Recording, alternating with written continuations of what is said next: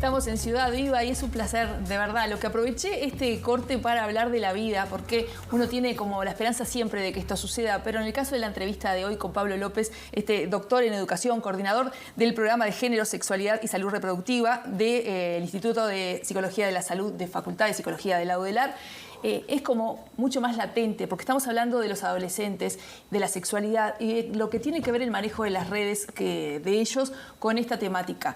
Tiene que ver con el mundo adulto, con la forma de acercarnos a ello. Y realmente Pablo es el líder de una investigación que se presentó hace poco y que tiene larga data, tuvo 2 instancias en 2019 y otra mucho más reciente, sobre los comportamientos de los y las adolescentes en el manejo de las TIC. Así que bienvenido, Pablo, gracias por estar con nosotros. Buen día, muchas gracias por la invitación. Algunas de las cifras que arroja este estudio, y empezamos con números para luego hablar de la cualidad, son como un cimbronazo para muchos de nosotros. Porque, por ejemplo, dice que 1 de cada 5 adolescentes envió el último año fotos o videos con desnudos completos o prácticas sexuales propias filmadas. Que 6 de cada 10 han tenido conversaciones explícitas, escritas o por voz, o que 4 de cada 10 las ha solicitado. 1 de cada 4 encuestados declara haber concretado en el último año un encuentro presencial con alguien que conoció a través de redes. Y la mitad de ellos tuvo relaciones sexuales en la primera cita. Son cifras que nos hablan de una adolescencia que para muchos padres no es lo que imaginábamos o lo que esperábamos, y eso implica el atender distinto la realidad. Las cifras en realidad hablan de una serie de cambios en las formas en las que los gurises entablan sus primeras relaciones sexuales y sobre todo entablan su primer contacto con la sexualidad. Esto es de adolescencia, pero en realidad tiene algunas preguntas que son retrospectivas que refieren a cómo ellos aprenden sobre sexualidad a lo largo de la vida. Yo trabajo en educación sexual hace muchísimos años y en realidad el estudio no es de la facultad, pero nuestra motivación para hacer el estudio no vino de algo que sucedía en el aula o de leer papers de otros países, sino de cómo estaban cambiando los talleres de educación sexual que nosotros mismos dábamos, no desde nuestro trabajo en la facultad, sino trabajo particular en distintos espacios, en los liceos, en las escuelas, en los jardines, donde ya empezaba a aparecer como un emergente lo que ellos sabían sobre sexualidad, que no había sido notificado ni por sus padres, ni por ni por educadores y educadoras en las escuelas, sino porque habían tomado contacto directamente por internet. Entonces ahí hay un tema, que es cómo aprendo yo sobre sexualidad, y después está el otro tema, que es qué cosas me permite la tecnología hacer sobre sexualidad que nosotros no teníamos. Entonces acá te abre como 2 capítulos de distancia entre los adultos y los adolescentes. Aprenden de otra manera y hacen otras cosas a una velocidad completamente distinta a la intergeneración de nuestra época. Yo y mis padres no hicimos cosas tan distintas. Mi hija va a tener una vida completamente diferente. Pero es en parte una explicación, ¿no? Porque estas cifras que yo di en un minuto y corriendo implican conductas de los chiquirines que tienen una explicación en esa diferencia, en lo que vos decís, en cómo nos aproximamos al tema de enfrentarnos a otro cuerpo y tratar de seducirlo, que en nuestra época era distinta y hoy por hoy parece estar muy asociado a esto de Internet. Las 2 cosas se explican. Una es cómo aprendo yo a hacer digamos, lo que nosotros utilizamos una teoría que es la teoría de los scripts sexuales, que viene de los 70. En realidad lo que estamos haciendo es como haciendo una actualización. Bueno, ¿qué de esto de cómo aprendemos la sexualidad, que siempre es con otro que nos enseña, como todo en la vida, sí, ha cambiado con los entornos digitales? Hay una parte que es eso, aprendo distinto, entonces deseo distinto. El deseo también se construye en base a lo que voy viendo, etc. Pero también hay una parte de qué puedo. Más allá de las cifras, hay estudios cualitativos que se asocian a estos estudios cuantitativos que son parte de la misma línea. Entonces, una cosa que los adolescentes dicen valorar mucho es la posibilidad de encuentro con cualquiera cuando yo tengo ganas, ¿tá? Que es una posibilidad que ellos mismos dicen, es imposible que mis padres, ellos mismos reflexionan acerca de qué pasaba con las generaciones anteriores y la posibilidad que ellos tienen, por ejemplo, de entablar vínculos sexuales rápidos a golpe de deseo, vamos a decir, a través de los entornos digitales. Entonces, bueno, las 2 cosas se explican. Un poco cómo aprendo a relacionarme, pero también otro poco cómo concretamente puedo concretar ese deseo en la vida real a través de las TICs. Es un concepto que ya en 2012 había una Argentina que hablaba sobre la discoteca virtual. la posibilidad, para tratar de traducir la vida actual a la vida nuestra. Bueno, la discoteca era el momento, vamos a decir, de encontrarse, de buscar la forma de conquistar. Bueno, ahora la discoteca está todo el día, todos los días del año, disponible en el celular. Eso no es ni bueno ni malo. Es distinto. Y eso es necesario que nosotros lo sepamos y lo entendamos para poder comunicarnos adecuadamente con los adolescentes. Ellos, según el estudio, aprenden mucho de la pornografía, que es una novedad que también en una entrevista que hicimos hace muchos meses aquí en Ciudad Viva, la gente de Sexur nos contaba que los modelos que ellos tenían eran el de las series de televisión o de las plataformas y la pornografía. Y eso también implica que hoy está al alcance de la mano y de buena calidad, porque hablábamos de que en las adolescencias nuestras capaz que no había ni siquiera internet, o que cuando llegaba era muy difícil acceder, las revistas estaban tapadas. Hoy el acceso a pornografía es mucho más libre y mucho más rápido para ellos. Y según este mismo estudio, también 4 o 5 de cada 10, casi la mitad, consumen pornografía al menos una vez a la semana. Sí. A ver, acá es capaz que es importante decir las cifras. 70% de los adolescentes declaran haber visto pornografía en el último año. 70%. De ese 70% vos tenés un porcentaje que más o menos llega al 50% que ven por lo menos una vez al mes. ¿Ah?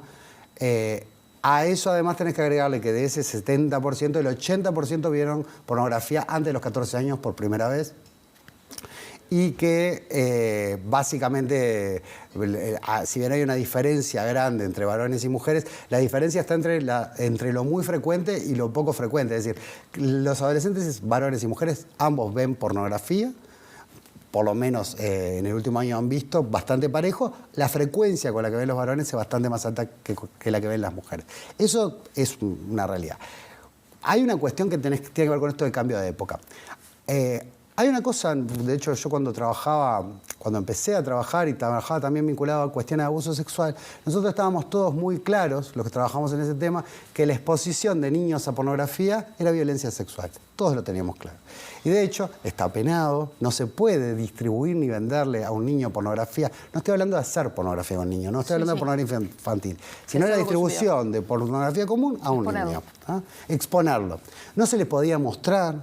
Y entonces había una serie de dispositivos sociales que garantizaban eso. Vos lo dijiste recién, las revistas estaban tapadas, hay una cuestión arquitectónica, el videoclub tenía una salita aparte o un bibliorato. Había una cuestión también legal, está prohibida la distribución, yo no te la puedo dar ni vender. Había otra cuestión que tenía que ver con la sanción social. Si no sabíamos que alguien estaba haciendo eso, lo sancionábamos colectivamente. Y había una cuestión económica.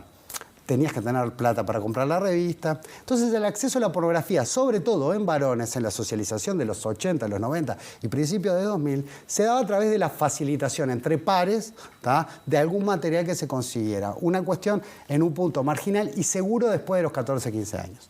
Si yo te digo hoy que 25% de los gurises antes de los 11 años ya vieron pornografía y que a los 14 años el 80% ya vio pornografía, es porque esas barreras sociales cayeron gracias a Internet. En Internet yo puedo acceder libremente, nadie me lo dio, no lo compré y no hay barrera física. Entonces a partir de ahí vos tenés una posibilidad de aprender guiones sexuales que no son los reales, que muchas veces además están atravesados por cuestiones violentas, que muchas veces están atravesados por los más salvajes estereotipos de género, y ver que en la mayoría de los casos no hay ningún tipo de medida profiláctica en esas relaciones sexuales, y creer que eso es la realidad. Entonces, eso en un punto genera socialización sexual, y no quiero decir educación sexual porque no educa, pero socializa y la educación es socialización y la socialización es muy efectiva en generar subjetividad y en generar deseo y en generar una intención de replicar en la vida real aquello que vi en Internet y a veces durante mucho tiempo por semana. Otra de las cosas que dice esta encuesta es que el 70% de los chiquilines dice que no ha recibido por parte de su casa, ni del centro educativo, ni del centro de salud información en el último año sobre, ¿era el 70 o el 80? Sobre, depende sobre sexualidad, pero sí. La mayoría de ellos reconoce que esos son los lugares de información sobre sexualidad segura, pero ¿Cómo mezclamos las dos cosas? ¿Cómo mezclamos el cúmulo de información sobre sexualidad segura, los padres, los educadores, los médicos, los que están en el sistema de salud, con esta otra vertiente de la pornografía, que son las dos corrientes de información para nuestros chiquilines? Una le está llegando mucho, la otra le está llegando poco y nada. ¿Cómo hacemos nosotros para imbuirnos de eso, entender qué es lo que está sucediendo y poder decirle, por ejemplo, que algunas de esas cosas son delito, como me decías vos en el corte? No es solo la pornografía.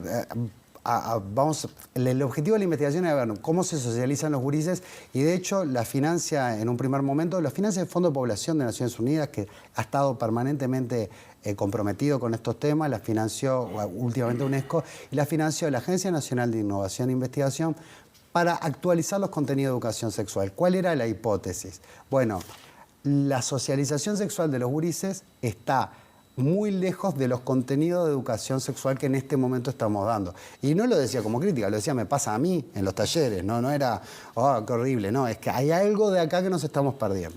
Entonces, una de las cosas que, para entender cuál es la socialización, nosotros tratamos de dividir unas preguntas que se han hecho en Uruguay, pero de otra forma clásica, de hacer diferenciar la importancia que le dan a los mensajes de la frecuencia con la que reciben los mensajes.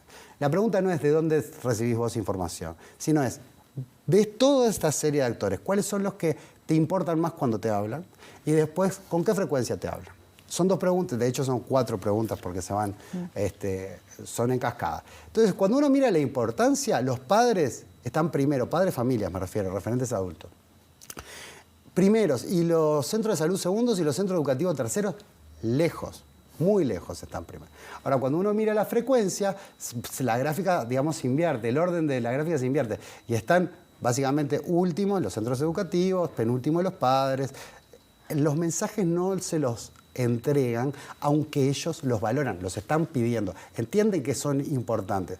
De hecho, cuando decidimos poner, bueno, ¿qué opciones se va a elegir? Eso fue una etapa cualitativa de la investigación, y todos decían, y argumentaban lo importante que era para ellos lo que su madre, su padre, sus abuelos les decían. Pero cuando vos les preguntabas, ¿y cuántas veces te hablan? Te decían, bueno, nunca. Entonces, eso que nosotros esa contradicción, ¿cómo se trata? Nos queda recontra poco tiempo, pero ¿cómo hacemos para que esa contradicción no sea tan flagrante? Bueno, la primera cuestión es, y esto lo que voy a decir es una cosa que le pido a todos los padres. Tienen que entrar a los lugares donde los gurises entran a Internet. Es decir, no podemos tener un consumo de Internet absolutamente paralelo al que tienen los gurises. ¿Qué están viendo? ¿Qué series miran? ¿Qué cosas les interesan? Si yo no sé eso, no tengo forma de entablar un diálogo. Hay algunas cosas que yo necesito saber. Internet tiene cosas maravillosas, los gurises tienen cosas maravillosas, se manejan muy bien cuestiones de seguridad. Yo quiero, antes de que, si tenemos muy poco tiempo, que quede claro, los gurises tienen un montón de cosas maravillosas. Ahora, Internet también tiene una serie de peligros, que si yo me pongo de espalda y no los veo, es como tener un cuarto con cosas llenas de peligros, donde entran los adolescentes, pero nosotros no. ¿Cómo vas a hablar de lo que hay en el cuarto? Y resulta que el celular no está en un cuarto, lo tienen en el bolsillo. Entonces, si no empezamos a mirar lo que ellos miran, a tratar de entender las formas en las que se comunican, no vamos a poder entablar un diálogo con los gurises. Y acá la escuela también tiene un rol, más allá de los padres, muy clave en hacer eso. La escuela como sistema educativo, ¿no? Pablo, nosotros queremos agradecerte mucho esta preciosa conversación, invitarte a seguirla. Estuvimos hablando de que hay muchas facetas de este estudio, que incluso está dividida en capítulos, que está bueno que los abordemos, y mucho más como Televisión Pública de Montevideo. Gracias por estar. Muchísimas gracias a ustedes por la invitación.